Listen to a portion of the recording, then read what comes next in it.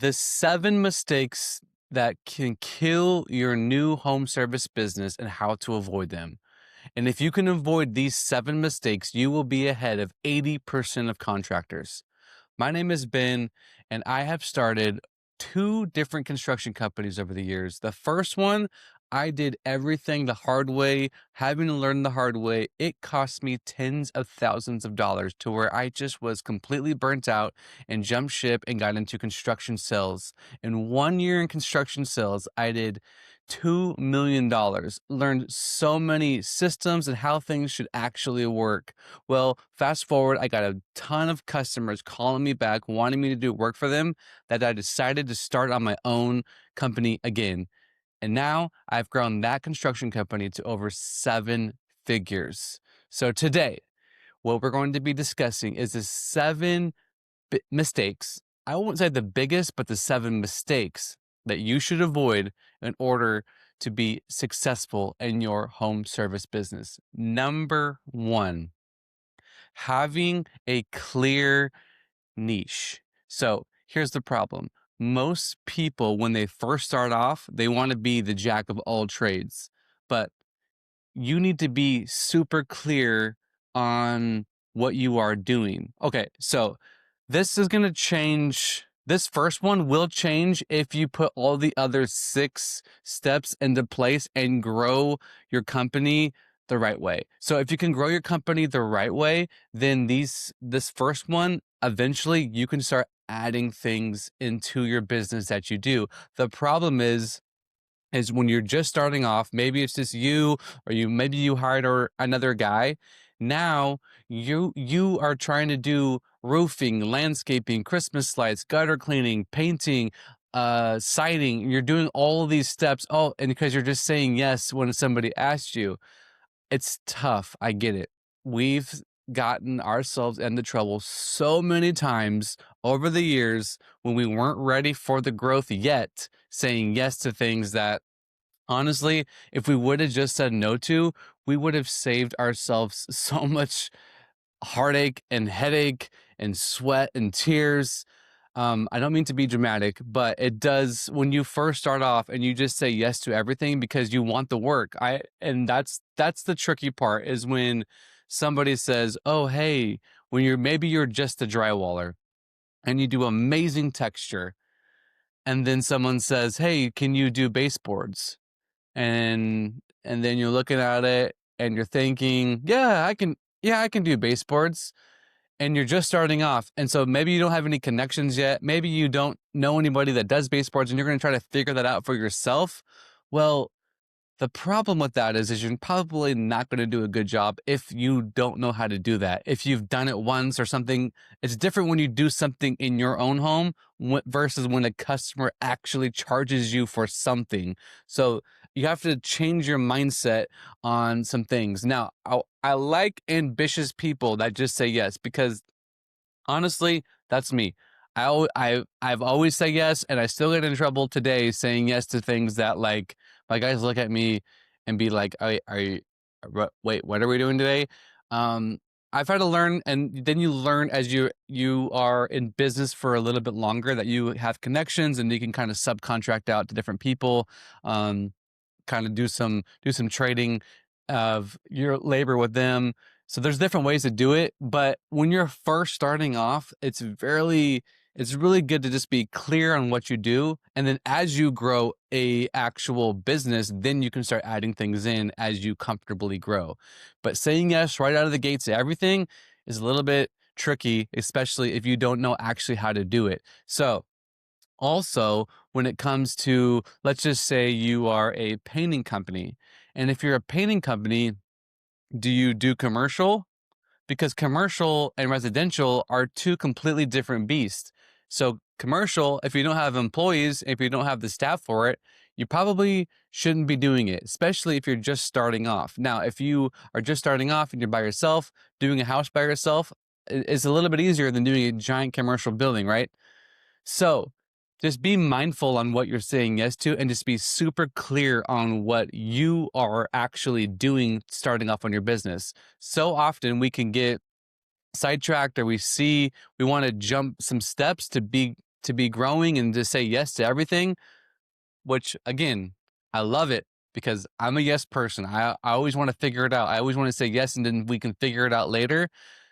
The problem is when you're just starting, it's not always good to do that. Now, as you're growing and you put all these other systems, the other 6 steps into place, we can come back to step 1 and then we can start growing and saying yes to certain things. So when you're just starting off, be very clear on what your niche is. Are you a landscaper? Well, okay. Are you a landscaper, but are you an arborist or do you just mow lawns and edge? Do you see the difference? Do you do sod? Do you plant flowers? Do you plant trees? Do you remove trees? See, you need to be super clear. Now, if you don't have the equipment to be removing big trees, just say no. I don't do that right now. We just mow lawns. If you are super clear on what you're doing from the beginning, you're not going to get yourself in trouble and get customers upset with you because you said that you can do something and really you can't yet. So unless you have connections and you're in the business world for a bit and you can maybe sub something out and you have a buddy or a brother, maybe a cousin that can help you out, it's different, right? But still, it's just that then you're relying on them to also do a good job and that could bite you in the butt as well. So this is protecting you. This is being super clear on what you're offering. And that way, when somebody asks you and you know what you're doing and when you're talking about it on social media or in your ads on Google, you're very clear and people know exactly what they're getting when they call you. Down the line, we can grow, we can expand, we can add things in. And I think that's when you see all those vans that say all these little things that they do is because eventually they've added it in. Maybe they hired a guy that can do that trade really well. And so then now you can kind of add it in, kind of start advertising for it. But this is just when you're starting off, not to get yourself in trouble and getting too big too quick. And then now you're just kind of like drowning and hoping for the best. This is not what we want for you. We want you to be clear. We want you to be successful right from the beginning so that you could just start growing a successful business that's very clear and you can add things in as needed. Okay, number 2. This is a big one. After your clear niche, you need to stop pricing like you're an employee. This is where you're going to get in trouble. You will always struggle when you try to scale because you won't be able to because there will be no money in your account because you're just doing jobs for pennies. You're not an employee anymore. You're a business owner. So what I need you to do is take the hourly mindset away. I need you to whatever you have to do, go to whatever place you need to go in your brain and remove that hourly mindset out of your mind. Just take it out. I wish there was a button that we can just like reset somewhere and just completely remove that from your mindset. An hourly employee is a lot different than a business owner. And if you're running your business like you're an hourly employee, you will not be in business for very long. I'm going to say that again. If you run your business like an hourly employee, you will not be in business very long. Why do you say that? Because if you're charging somebody $25 an hour to do a project, you're not thinking everything clearly because now you have materials, you have taxes. If you have employees, you have payroll taxes. So there's a different mindset and what you're not leaving yourself is no margin for growth. So growing meaning you're actually having money into your business account so that if you have a little bit of a downtime or if jobs are taking longer, now you actually have money in your account so that you can pay your employees, pay your supplies, pay your suppliers. If you're just barely scraping by and doing jobs for pennies, then you're not growing. Okay, you're barely making it and you won't be in business for very long. Why? Because it's always going to be so frustrating because you're going to feel like you're busting your butt and trying to get the job done and you're doing everything you can. All your eggs are in that one basket to get that job done. And you finally get the check and it's like, dude, all the stress the amount of heartache, the amount of, because if you're a business owner, now you're not an employee. I mean, you get that, right?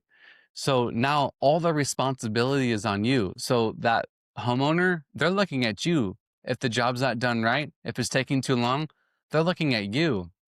So, and if you're just barely charging anything, you're trying to rush, and because now you're needing to rush through it to get the job done, because now you've been here for too long because you missed something, or something's taking a little bit too longer because you were in that hourly mindset, and now that's all on you. So now you're rushing, and now the customer sees you rushing, and they see you cutting corners, and now it's going to backfire at you, right? So it's so many people struggle with this, and that's why so many people are stuck, and they don't see a successful growing business because of their hourly mindset. I want you to do a job, your next job, whatever it is, and whatever price that you have, I want you to raise it. I want you to bump it right up, especially if you're struggling with this like hourly mindset. If you are, let's say, bidding a job and it's like 35, 45 bucks an hour, what I need you to do is I need you to raise it. I want you to be uncomfortable, and I want you to raise it like 50%, the bid, just the whole bid, just raise it 50%. And if that number scares you, or that number like makes you shake when you try to give it to the homeowner, that's good. I want you to do it. I want you to try to get out of that mindset of hourly. And so when a customer asks you what's your hourly rate, it's, oh, we don't charge by hourly rate. We charge per job. Charge by square footage, materials. We don't charge hourly. It's not the homeowner's business. None of them. Not one bit of their business to know what you charge hourly. Now, later on, as you scale and you have multiple employees, because now, even if you are running an employee at, let's just say, 25 bucks an hour, well, and you're bidding the job, and let's say you have 3 employees, one's making 25, one's making, say, 22, one's making 20. You're not bidding the job at that, right? Well, I hope you're not, because now the guy that's making 25, you should be budgeting like 85 taxes, making a profit off of him. So the guy that making 22, probably 75, or you just have a flat fee of all your guys that you charge per guy, because now you're thinking of like, I have to pay payroll tax. I need to actually make a profit of what these guys are actually doing, because now they are in the hourly mindset where they're going to be, milking the job out or taking longer than they need to be. And now you're stressing out because they're taking too long because you charge too cheap. So think about what you're charging. And I want you to start, maybe not every bid, maybe just a few bids, raise it 15%, raise it 25%. Just to get a feeling of what it is to charge more and charge at a premium rate. And when you charge at a premium rate, you will attract premium customers. Premium customers are a breath of fresh air. Why? Because they value the work that you're going to do. They're not trying to lowball. They're not trying to get more out of you.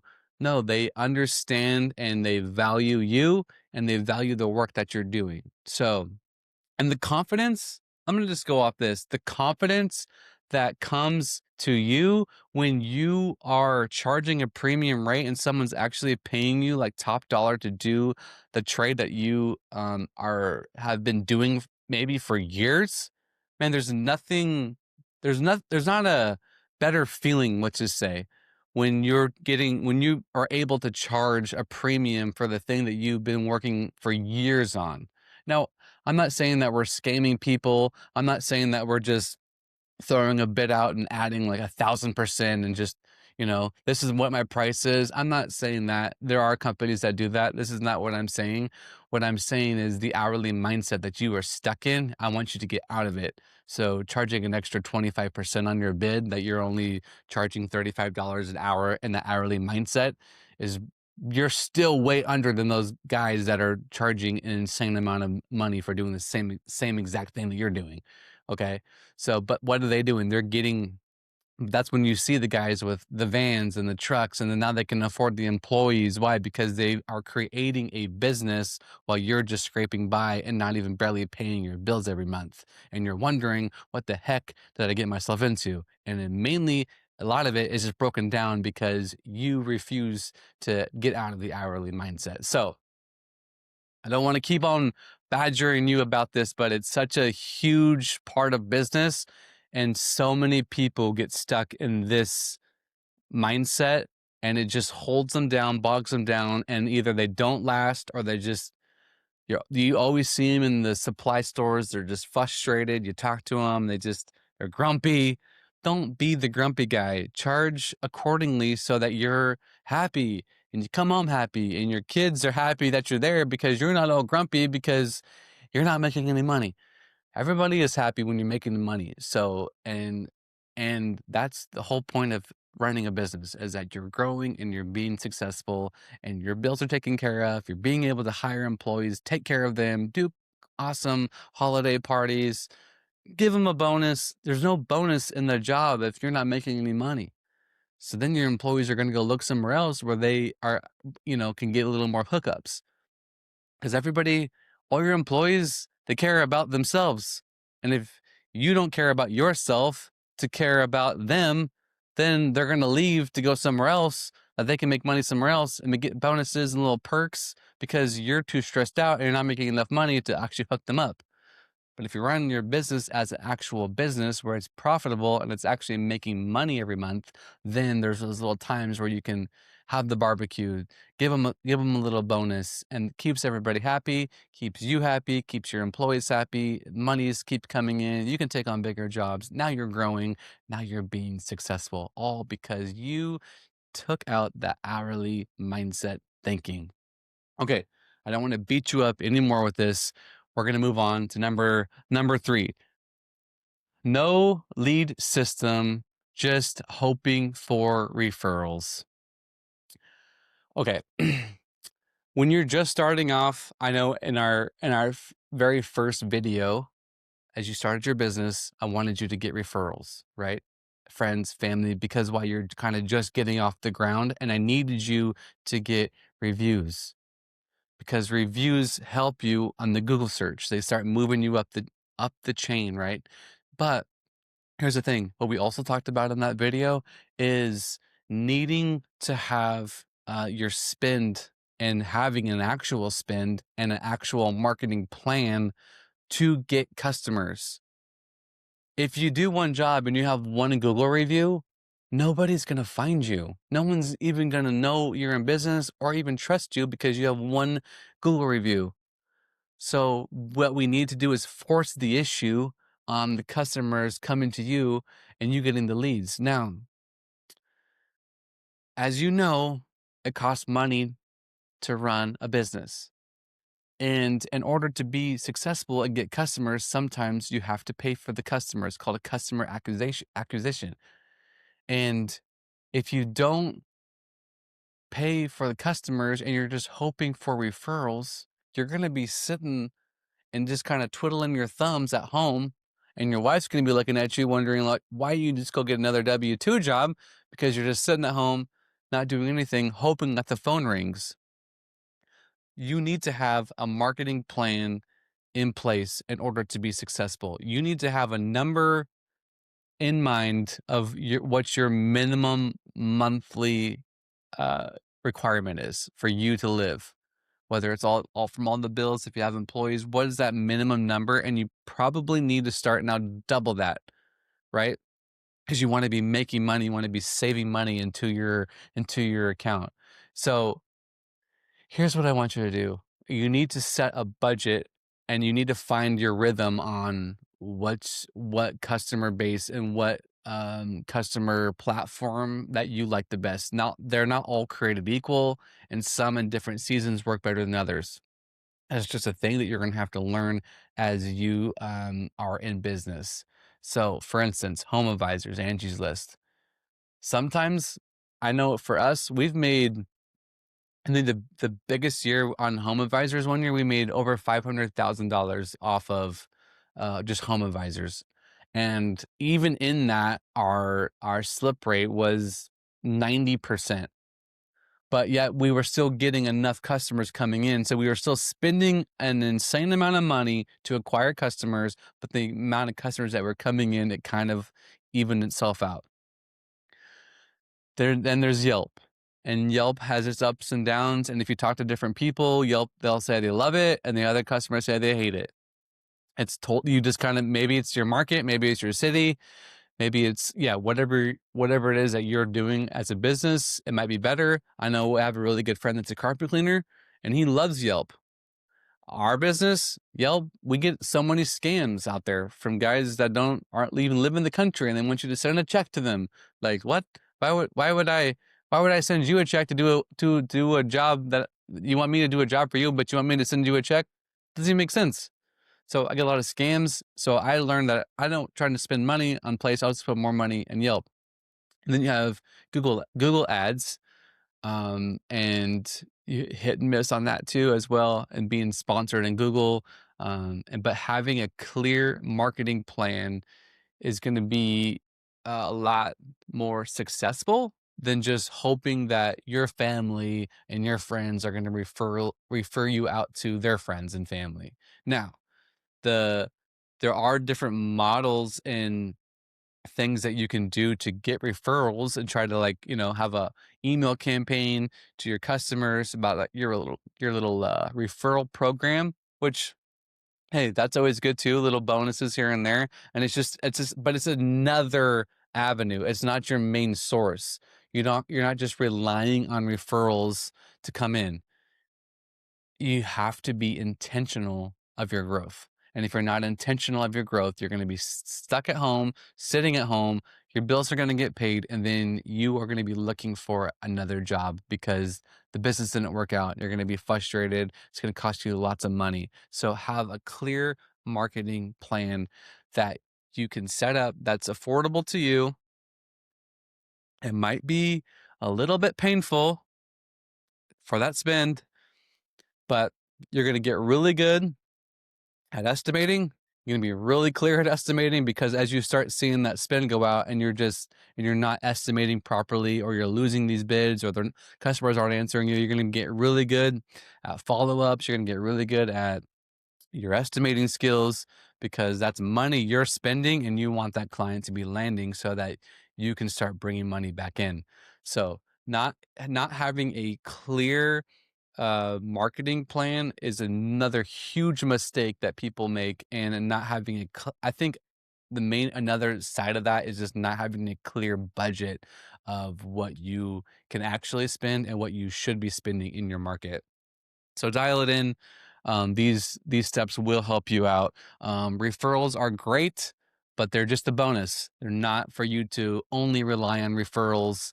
And if that is the case right now, what you're doing, you are probably staring at your phone a lot right now, wondering, why isn't this thing ringing? And you need to be out there knocking on doors with flyers out in front of Home Depot, seeing if people need money, putting out yard signs in different places. These are the different, because it's not just Google, Yelp, Home Advisors, right? It's yard signs, your van's wrapped, your wife's car has a logo on it. You want people to see you all over the place. They want to, like, who is this? Like, why do I keep seeing this company everywhere? It's like, so then when they actually need that service done, they're going to remember that because they saw the vans, they saw the cars, they saw the yard signs, they saw the flyers on their door, the flyers in the mail, seen you on social media, they seen you on the Google sponsored ads. So then it's like you're first to mind when they call. This is a strategy that the big guys have, and you can still have the same strategy. Maybe your market spend isn't as much as them, but you can still have a similar strategy where people will still, when they need the service, are going to call. So you make sure that we have a clear path, because most business owners don't have a clear path. And most business owners just think that they're going to rely on referrals. And most business owners won't even put boots on the ground to go get the work, or make the phone calls, call the contractors, see if they can get sub work or anything. There's so many different ways that you could be getting yourself out there to get work. Don't rely just on referrals. Referrals are just a bonus. Okay, I beat that one to death. Here we go. Number 4, you do everything manually. This is my biggest frustration for so many business owners when I see them do this. This is why I started a new automation agency because I, as a business owner, was had to learn all this the hard way. And I knew there had to have been better ways and better ways than I was doing it the first time. And so when I slowly learned systems and I slowly learned different like softwares, and I'm just like, oh my gosh, this would have saved me so much time, so much frustration. And then when I jumped ship after my first business was just overwhelmed and didn't work, and I got into with the other company, I learned that there is a whole world of automations. There's a whole world of the way that things can actually work for you and softwares that all like connect together, and like you're just kind of chilling. As I was literally just mind blown. So when I started my next company, I implemented everything the right way from the beginning, and it's just like a smooth sailing ship. It's all connected together. So many people do everything manually, and then what happens is everything starts slipping through the cracks, especially when you're busy. Because when you're busy, you don't have time for scheduling and being clear with customers, customer follow-ups. What? If you're in the middle of building a wall, painting a house, on top of a roof, installing an HVAC system, doesn't matter what you're doing in a crawl space, what, you're going to follow up with the customer manually down there in the crawl space on your phone? Oh, hey man, just checking in. Hey Bob, just checking in. Just seeing if just checking on that estimate that I sent you. You're not that's not even it's not even on your mind. And then what? You're going to do it at lunch after you've just been busting your butt in the summer heat or wherever you're at. You think you're just going to, oh, I'm going to follow up with all my leads at lunch. And then what happens? You get hungry. Your wife calls. Maybe you're talking to one customer or one supplier. And then that list of follow ups that you didn't get to yet, then I'll get them tonight. And then what happens at night? You get home, now the kids want to hang out, they want to play basketball, they want to throw the football. Your wife's got that honey-do list for you now. And now what? That list is now pushed till tomorrow. And then what happens tomorrow? That customer that you're currently working on, then they got all kinds of stuff they need from you. And now that list just keeps getting pushed, pushed, pushed. And then what happens? Well, the person that follows up, the person that has the estimators, company that has the estimators, the company that has the follow-up systems that automatically check in with customers, they're the ones landing those jobs. So when you finally called the customer, what happened? Oh, we went with so-and-so. They got back to us faster. How many times has this happened to you? How frustrating is that? Did you know there is a world that we live in right now, 2025, going almost 2026, when you see this video, that everything can be automated for you. Everything that you have to do in your office can be automated for you. Scheduling, like automatic. The moment a customer books with you, the scheduling process can be automated. Customer follow up after you sent them the estimate and you want to set automatic check in to see like how it's going, kind of nurture that relationship. Maybe they're getting multiple bids, so they want it, but you want to stay top of mind. Automated follow-ups, just to check in, just to, hey, checking in. To beat why? Because what you're doing, you're being top of mind. Man, this guy's really on it. Why? Because 80% of your competition doesn't do that. So if you put in 20% more effort, you're getting all these customers in because you're just putting a little bit of effort in.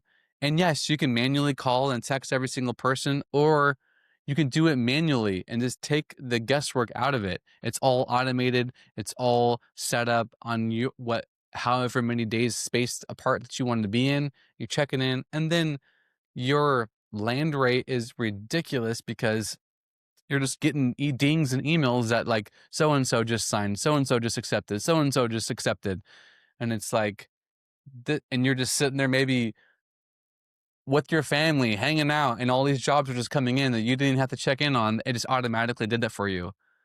This is the world that we live in today. And if you're not doing this, this is a huge mistake, a huge frustration. Why? Because you're manually doing it. And when you're manually doing every single task, things are slipping through the cracks. whether it is scheduling, whether it is follow-ups, whether it's invoicing. So often, even just in invoicing, it's like, bro, you need to be getting the money from the customer. It's the whole point of you in business. We don't do stuff for free. When it comes to deposits, are you even sending an email out? It's automated. So when they accept your bid, did you know that it could be automated to send the deposit email to them right away? And then it's just like a bang, they accept it, bang, they pay your deposit. Like, did you know that? If you're not set up like this, you are not going to be in business for very long, or you're going to just be struggling and struggling and making things so much harder than it has to be. There, whatever task, let me put it like this. Whatever task that you are always stuck doing, that could be automated, and it should be automated. Whatever thing that always slips your mind that you, oh man, I'll get back to that, and you just never do, that could be automated. Business is really tough if you're trying to do everything manually, especially when you're doing the work. If you're the guy that's on the ladder, answering the phone call, trying to follow up with a lead, trying to send an invoice, all while you're on a ladder, trying to put up a gutter, trying to put up a piece of siding, trying to put up a piece of trim around a window, and you're trying to juggle all these things, bro, I mean, how's your health? How's your heart? How's your health? Because I feel for you, because that's how I was in the beginning. But when you learn and you grow and you realize that there's like a whole other world out there. And when you start automating things and you see it just work, and customers are paying their bills, customers are getting followed up, and then they're accepting your estimate. You didn't have to check in, but you kind of automatically checked in with them. And then after all the job's done, the invoice is sent out automatically, and then a review email sent out automatically. This is the world that we live in. We're not even talking about an AI receptionist that can answer your call 24/7 so that you don't even have to do it, and can book jobs for you. What freedom is that going to create for you and your family? I mean, right now, when your wife is so frustrated that you haven't spent any time with her, and I just gave you the keys to success, not only for your business, but for your marriage as well. That now you can enjoy your kids. Now you can enjoy your spouse. You can actually have a relationship with them. You're not so stressed out that all you're thinking about is what to do in the office when I get home, after you just worked your butt off all day trying to get the job done. So, and here's another little side note. As you get frustrated because all these tasks are slipping through the cracks, so what do? Naturally, you think you need to hire somebody. They're only one person as well too, and they have issues, and they want to go on vacation, and they want to have a sick day. And so what happens then? Now the things are still getting slipped through the crack, or they have an off day because they're human. And how much money is that costing you per year for that one employee to be in the office? And maybe now you need two, maybe you need three, when all those positions could be automated and save you hours and save you thousands of dollars per year. So get automated. There will be a link in the description below for our business. If you want to talk and have a one-on-one discussion about all the things that we can automate for your business, it's insane the amount of customers that we talk to that have like nothing automated, and we just implement a couple little things, and they just are mind blown. And then it's like we slowly start implementing more and more and more, and it's just like, oh my gosh, what was I doing for so long? It's like, this is exactly where I was at. So I feel your pain. I feel that pain so much because it's so frustrating, and it's kind of embarrassing when you actually implement the things, and then you see like how much you missed. It's kind of embarrassing, but we have to live, and sometimes we have to learn the hard way, unfortunately. So hopefully you don't have to live the hard way and in the hard way very long. Maybe hopefully you can start implementing some things like this so that you can be successful right away. Okay, number 5, you don't have a simple offer. Customers buy the outcome. Okay. So this is coming back to your sales and your sales skills. Are you just a house painter? Is that all you are? Is it? Do you just paint houses? I'm just a painting contractor. No, you create. You've completely changed the room. You've completely changed the atmosphere in the home. You've put in colors that are more soothing and more comfortable and more calming for that family, so that when they come home, now that they can enjoy their home again without having to spend and go buy a new home. With you just painting the inside of their house, now they can come home again and it's calm and it's peaceful. If you remodeled the master bedroom for them, you just created a sanctuary for them after a long, hard day. And now that they can come home and they have a place so that they can relax and that they can rejuvenate. You're not just a carpenter, you're not just a painter. People buy the outcome. So what I want you to do and I want you to think is what do I do? Like, what is the thing that I do? But what is the end result that I'm offering? So what is it that I do? A roof, or your roofer, a plumber, a HVAC, a lawn care guy, painter. But okay, that's what you do. But what is the outcome that you're providing for the homeowner? That's what they're buying.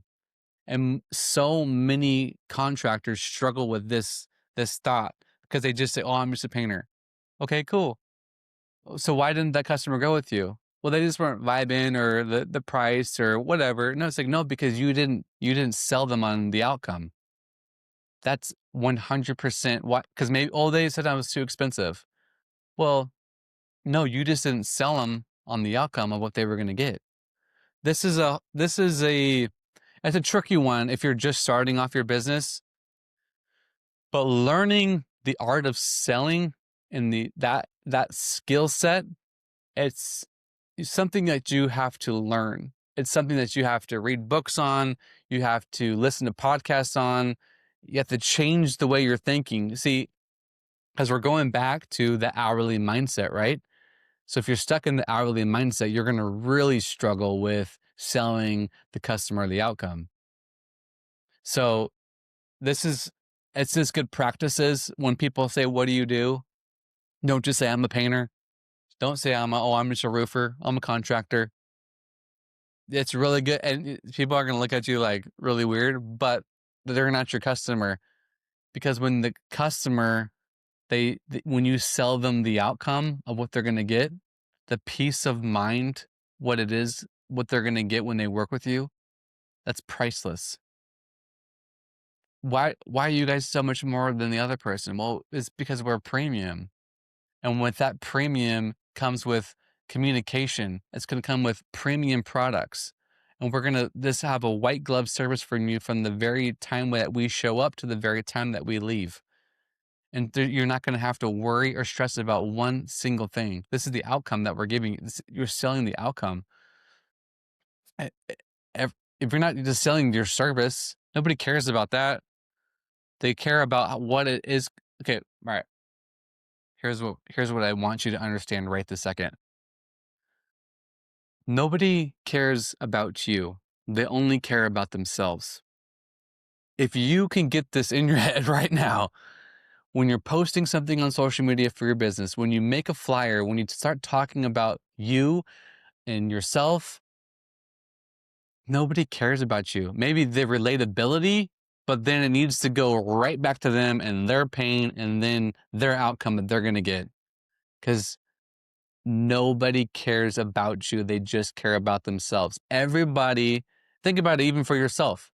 Everybody is walking around in this world thinking about themselves. How can I get better? How can I be more healthy? How can I make more money? How can my wife or my husband love me more? How can my kids love me more?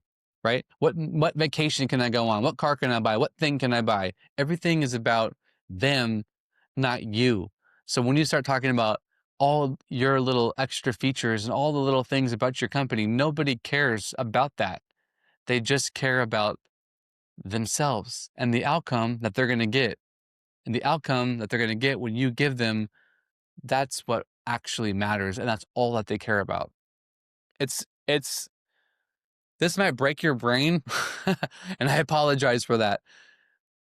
But I want you to change your mindset, change your thinking, change the way that you think about what you do for your business, and start thinking about the outcome that you're giving the person. Maybe you might, on this one, you might need to ask ChatGPT or Claude, what change the way I think for what is I'm a roofer, but what outcome am I giving the homeowner? What outcome am I selling them? Whatever you have to do to start seeing things differently. This will set you apart, and and like when we talk about the premium customer, and because you want to attract the premium customers, because number one, most of them, they don't balk at pricing. So when we're stop thinking about our little hourly mindset and we actually charge a premium price because we are delivering an outcome that this customer wants, they will pay for that. People will do what people want to do. One minute they say it's pricing, but then they go on vacation to the Caribbean. Well, I thought you didn't have any money. It's like, no, they have the money. People will just do what people want to do. People will spend on what people want to spend for it, but it is your responsibility as a homeowner to sell them and paint that picture of the outcome that they're going to get if they go with you. And if it's done well, it doesn't really matter what the price is, because of the peace of mind and the outcome that you painted, and then you give it to them, it was all worth it. And that's just how people spend money. And and I already know that's how you spend money, because that's how we work. That's how we're wired. We are willing to spend on what we want to spend. Whether we have the money or not, we'll figure it out, right? So don't ever let a customer say it's because of the price. It's just because you didn't sell it. You didn't sell it right. And then now maybe you're just not attracting, the right customers either too. Okay. Number 6. This one I've seen too often. Number 6, you are not tracking your numbers. You are a business owner. You need to know your numbers. If you were to call me right now and the first thing I ask you is, what have you made this year? You should be able to tell me. You should know right away what your number is, what you've made, what's come in. You should know right away. If we would say we hang out and you kind of show me a job, what you're doing. And then I say, or you show me a job that you've done. And I say, what'd you make on that? What was your profit? You should fire that off right away. You should know. Are you sweating right now because you don't track your numbers like that? We've talked to this guy once. He was actually he was a donut maker. He made donuts. He had a little donut shop. He didn't know price per donut. He didn't know how much each donut cost to make. And then he's just charging. I'm like, well, how do you know what you're charging? How do you know that you're actually making the profit? We're teaching our 12-year-old daughter, who's a baker, and she wants to have her own little bakery. When she has little bake sales, we've made a spreadsheet for her scone or her cookies or her cakes or her loaves, broken down cost per good, from the sugar, the flour, all the things. She knows what her profit is when she sells it for X amount of dollars. And she knows, is it worth it to get the stickers? Is it worth it to get the little fancy bows that she wants to put on it? Because that all comes down to the bottom line. At 12 years old, she knows this, almost 13 now. What are your numbers? Are you tracking them? And how are you tracking them? If you are a business owner and you don't know what your numbers are, how do you expect to be in business for very long? How do you expect to be taken serious when you need to go to the bank for a loan, or let's just say an investor wants to come and buy your company, but they're not going to buy a company that you're unclear what your profit is. There's hundreds of investors, just in the US alone that love to invest in companies and buy them and put them in their portfolio. What companies do you think they're buying? Ones that don't know their numbers or ones that know their numbers? Ones that are profitable and have everything dialed in? The ones that are dialed in. If you're the reason why, if you don't know your numbers and then you wondering why you're always short at the end of the year, the end of the month, you're not really paying your bills, but you're realizing that you're working your butt off, you're doing all this work, but at the end of the month, you always are down to like nothing. And you're like, where the heck did all this money go? Somewhere down the line is because you're not tracking it right. And maybe because you're not tracking it, you're actually not charging the right price for the job that you're doing because you don't know what your price of materials are. Do you even know that? Have you have a talk with your sales rep of whatever it is you're doing? Roof supplies, painting supplies, lumber supplies, HVAC supplies, plumbing supplies, or landscaping stuff. Do you even have a price from them?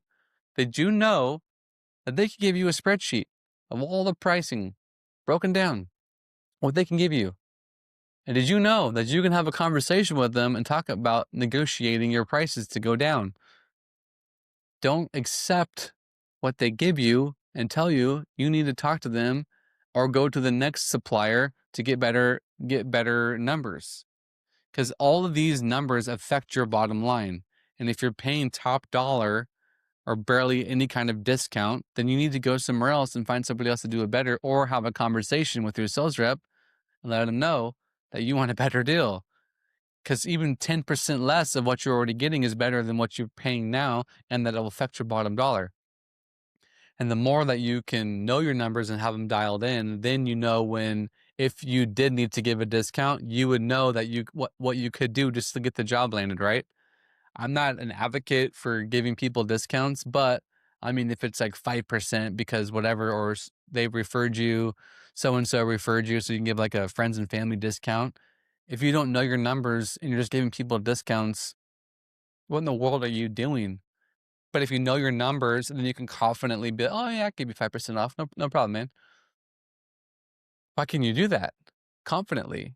Because you know your numbers. And if you know your numbers, now it's all good and you're making money, and you're tracking your profit and loss.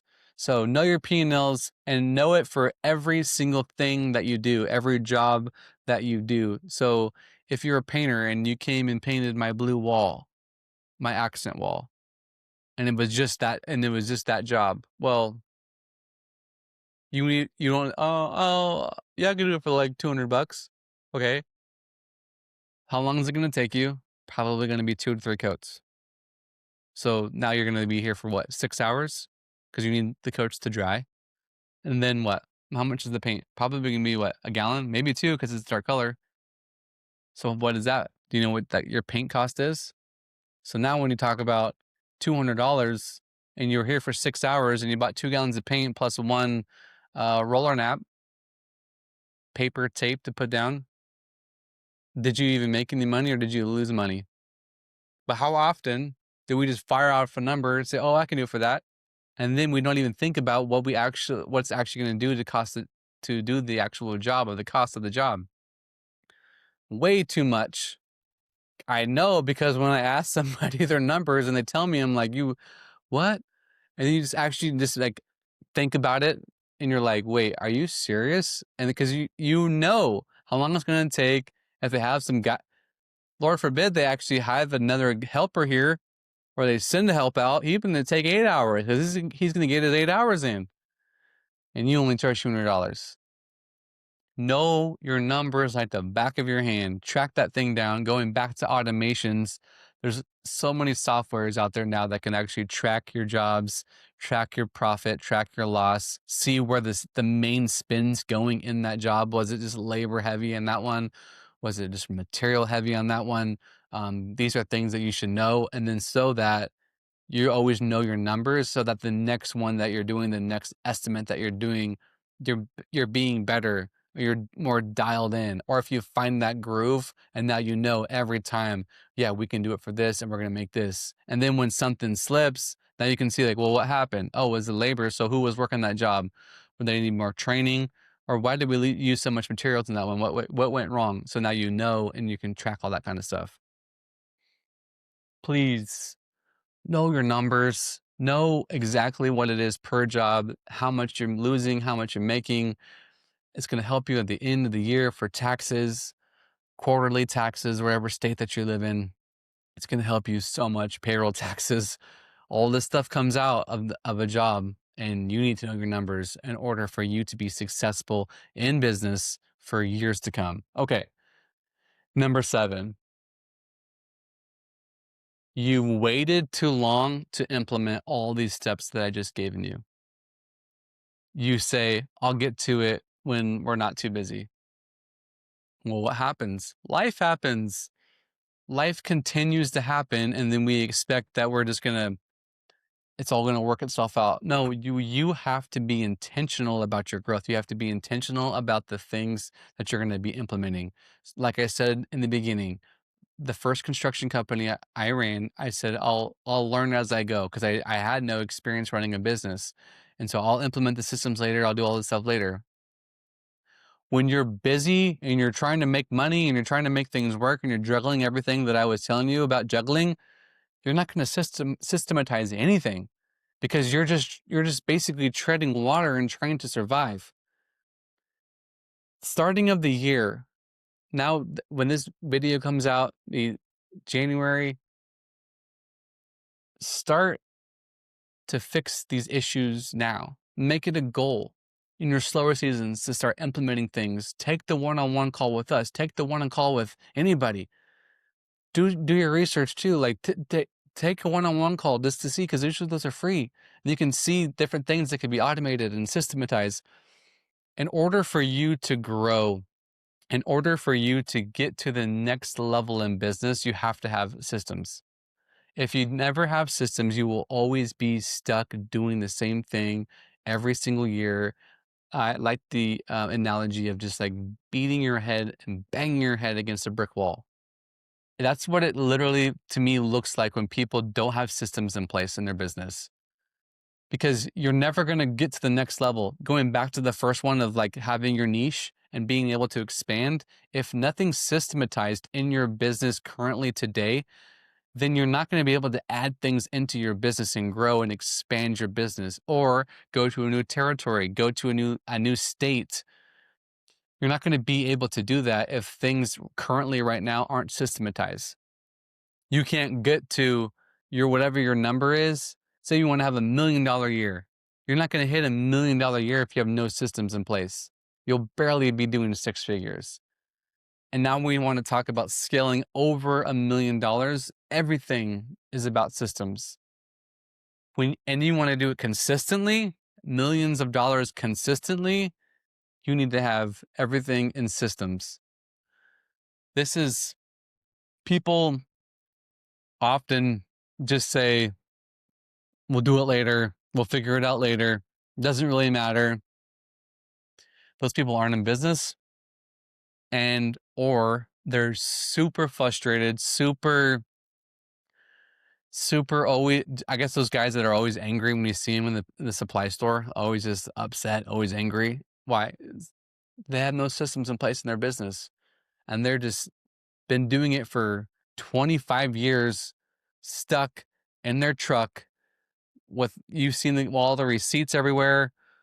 They open the door, receipts are falling out, coffee cans are falling out because they live in their truck, basically, because it's from bid to bid, job to job, trying to figure out invoicing. Who did I charge? Who did I not charge?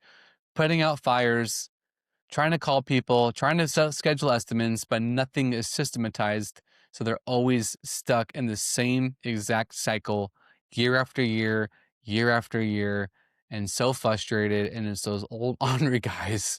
I'm sure you know who I'm talking about, that you see them around and you're just like, dude, And you can't talk to them now and try to fix it because it's like trying to teach a dog to try to teach an old dog new tricks. It ain't gonna happen. But you're here to get better. You're here to not make the mistakes that I made, not make the mistakes that you see other people make. You're here to be successful.